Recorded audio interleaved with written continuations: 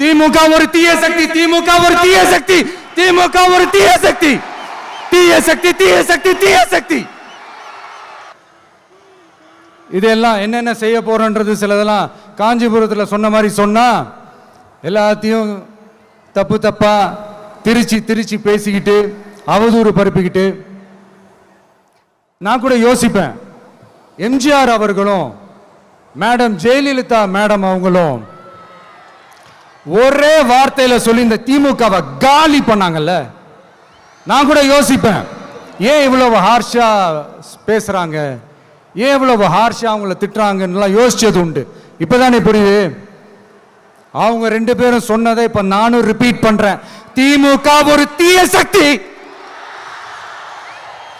திமுக ஒரு தீய சக்தி, திமுக ஒரு தீய சக்தி, திமுக ஒரு தீய சக்தி, தீய சக்தி, தீய சக்தி, தீய சக்தி.